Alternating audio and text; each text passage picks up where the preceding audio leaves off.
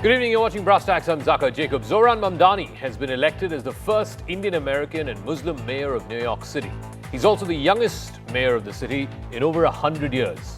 Now the question is, as you're watching this broadcast in Bangalore or Hyderabad or Delhi or Mumbai, why should you care about some city 10,000 miles away and them electing somebody who happens to be of Indian origin? Well, for starters, he is of Indian origin. His parents are Mahmood Mamdani, who is a famous African-American professor of African studies, really, at the Columbia University. And his mother is a little more well-known here in India, the famous filmmaker Meera Nair. But that's just one part of it. More than that, he ran on a stridently anti-Trump campaign.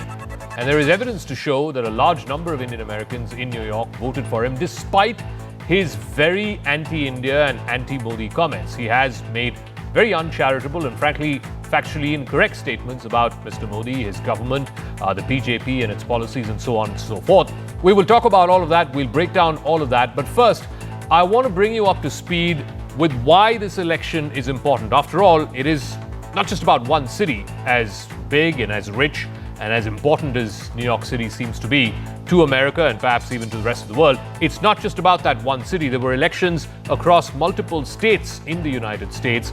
And this is the first electoral test, as it were, of the Trump administration in the 9 months that Mr. Trump has been in office. And America has sent out a message to their president more than to anyone else. I'll tell you all about that in just a second.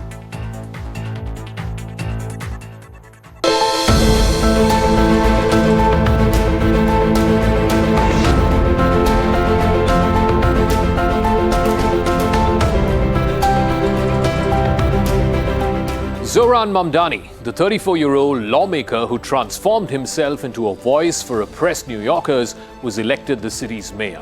I want to speak to the Muslim who works for our city. In the process, he became the first Muslim and first Indian American mayor in the world's richest city. He also happens to be the youngest mayor of New York in over 100 years. His victory completed one of the most remarkable political upsets in New York history and will soon put a democratic socialist in the seat of power in the world's most capitalist city. Mamdani defeated former governor of New York, Andrew Cuomo, in a rematch of June's Democratic primary.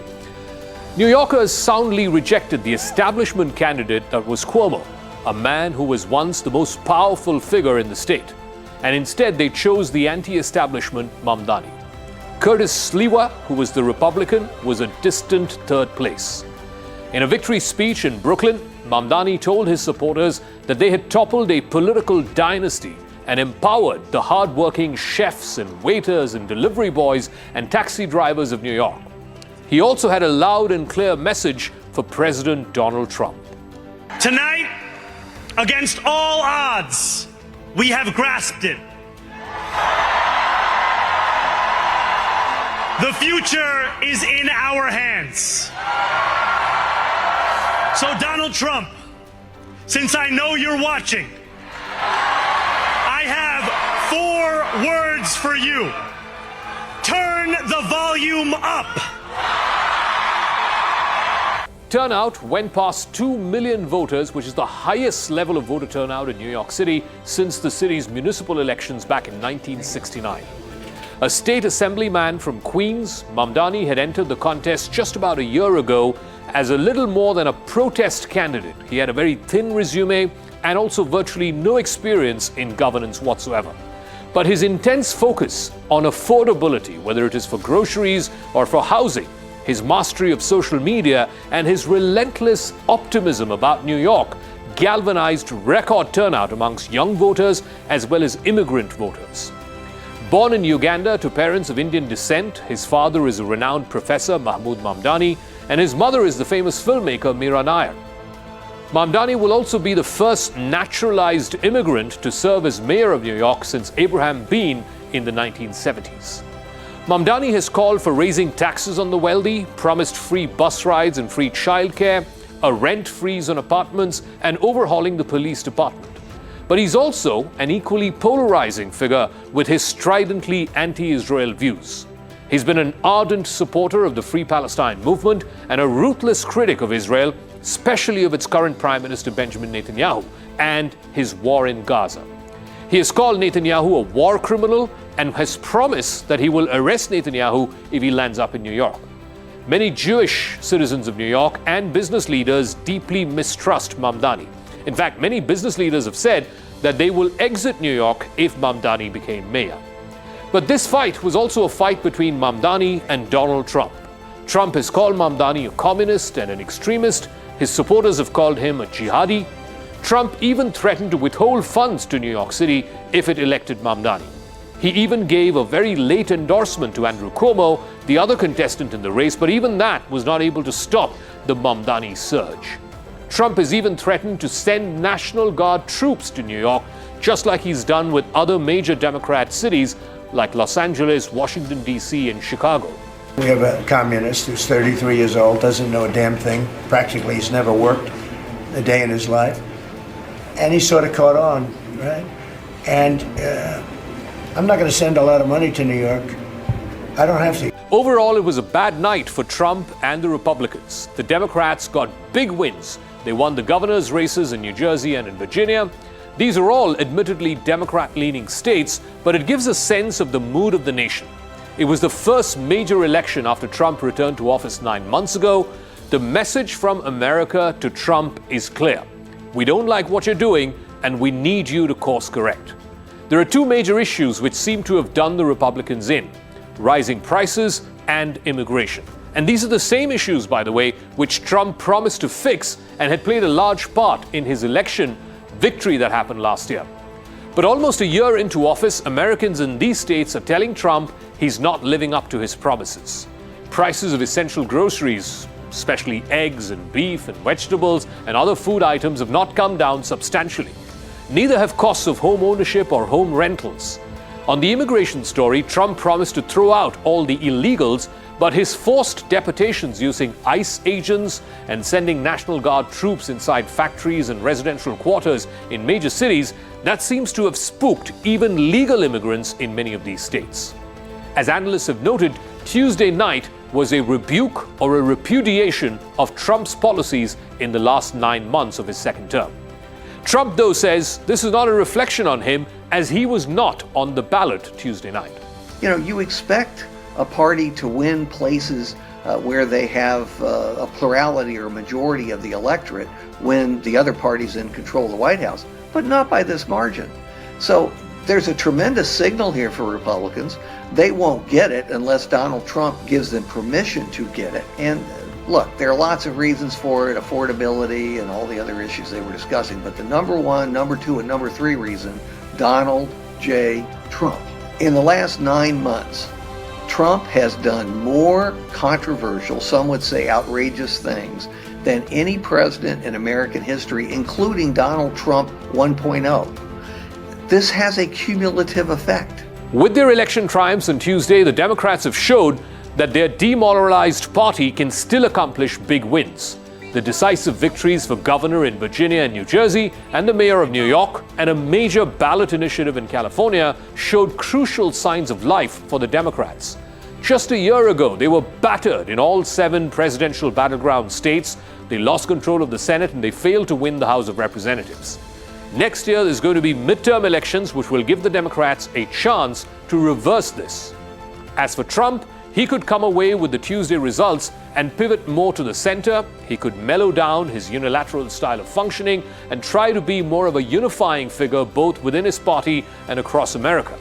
Or he could do the exact opposite and gravitate even further extreme towards his unhinged style of functioning and push America further into polarization between the Democrats and the Republicans. He's already bailed by saying that he was not on the ballot, so therefore the results are not a reflection on his presidency. Americans, though, are hoping that their president will learn the right lessons from election night and learn them quickly.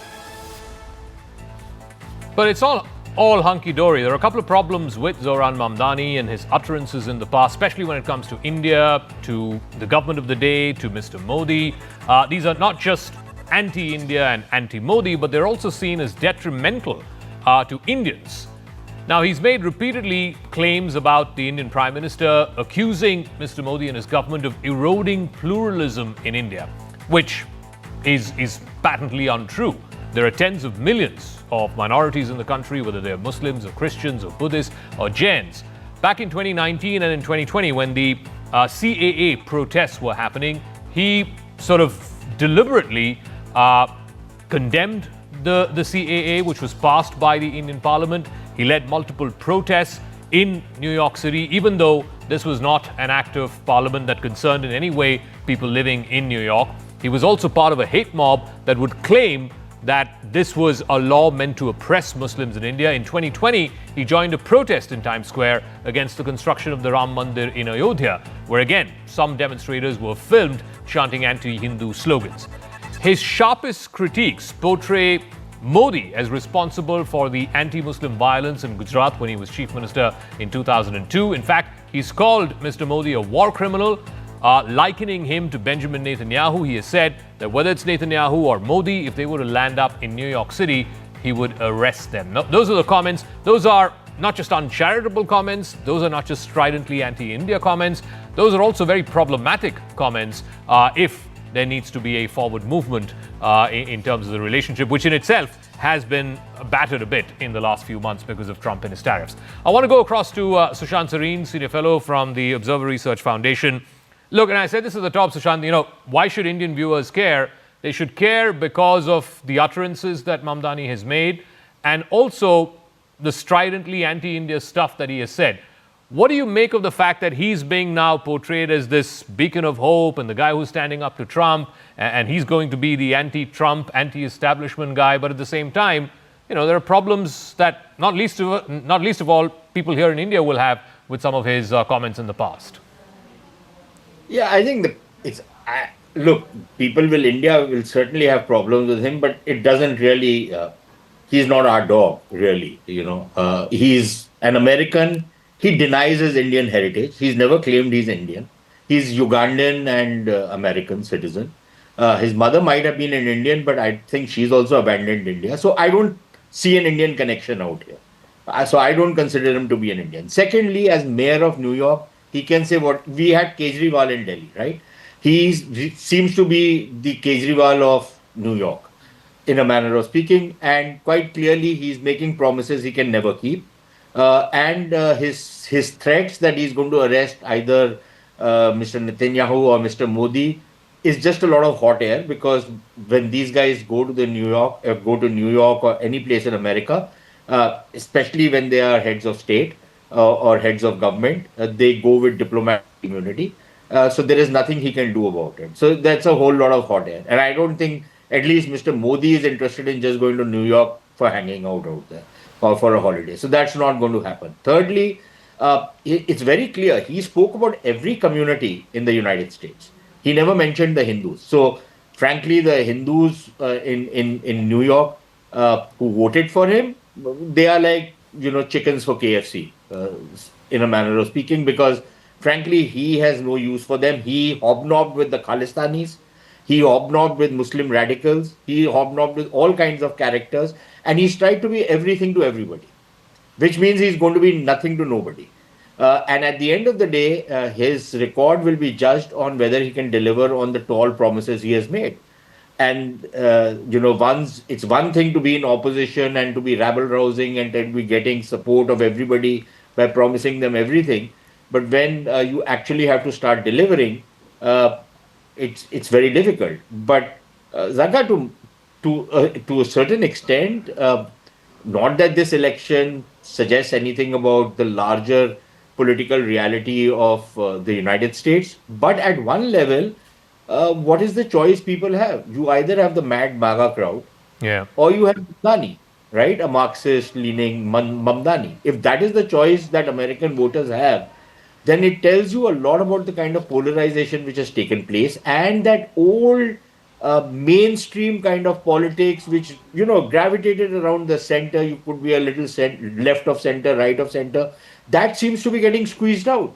So you have these loony lefties on one side and you have the loony righties on the other side. And where will the twain meet?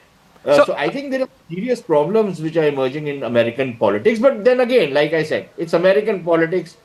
Who cares? I just want to, even in the context of Indian Americans, for the longest time, they were supposed to be, heavily in favor of the Democratic Party. But in the last election, there's evidence to show that a large number of Indian Americans, switched sides and voted for Trump. But because of what Trump has done on immigration, not just illegal immigration, but even on legal immigration like H-1B and so on and so forth, in this election, I'm told, there was stuff on Twitter as well about the various precincts in New York. A lot of Indian Americans have gone and supported Mamdani. I mean, as you said, is it just a case of, caught between the devil and the deep sea and therefore they have no choice? Quite clearly, it is being caught between the devil and the deep sea. And they really have, what is their choice? So I think one of the reasons why most Indians were moving towards the Republican Party was that at some level, most of these guys who have gone from India work hard. These are people with certain conservative values. Maybe their children aren't. But by and large, these are people who believe that if you work hard, you accumulate wealth, then that's the way things have to be done. And they seem to be more comfortable with some of the stuff that the Republican Party was talking about. But now we see that in the Republican Party, it's the white, racist, nationalist, Christian lot which seems to have taken over, and there are no filters in them. So clearly these people are feeling threatened. But the problem for them is going to be, like it has happened in London, there is no security for people from, at least of Hindu origin in London, for example.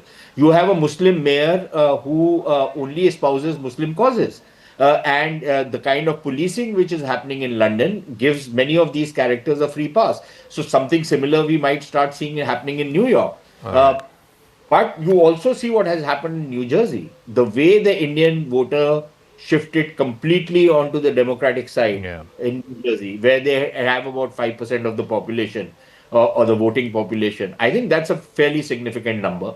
And that has also happened. But I think for Indian Americans, I think there is a certain sense of unease which is growing because of the kind of politics which is there in the United States. I mean, even to the extent that the vice president got a lot of flack for denouncing his wife and her faith, in the comments that he made last week. Anyway, we'll leave it at that. Thank you very much. Sushant Sareen, Senior Fellow from the Observer Research Foundation, with his thoughts and perspective. Also, talking about this India connection, Zohran Mamdani, in his victory speech today in New York, he also quoted India's first Prime Minister Jawaharlal Nehru in a portion of his famous India's Tryst with Destiny speech, the Independence Day speech from 15th of August 1947. And in that speech, the portion that he quoted where Mr. Nehru said, "There comes a time rarely in history when we step out from the old to the new." Mamdani sort of paraphrased that. And the Congress party picked that up and attacked the Modi government, saying that, look, you can take Nehru away from the history books, you can erase or try to erase him from India's history, but you can't quite suppress him, giving the evidence of Mamdani's speech from his victory, the portion of his victory speech. Let's listen in to that part. Standing before you, I think of the words of Jawaharlal Nehru. A moment comes but rarely in history when we step out from the old to the new, when an age ends and when the soul of a nation long suppressed finds utterance. Tonight we have stepped out from the old into the new. The Congress is in a celebratory mood as far as the election of Mamdani as a mayor is concerned, but there's a political reason behind it.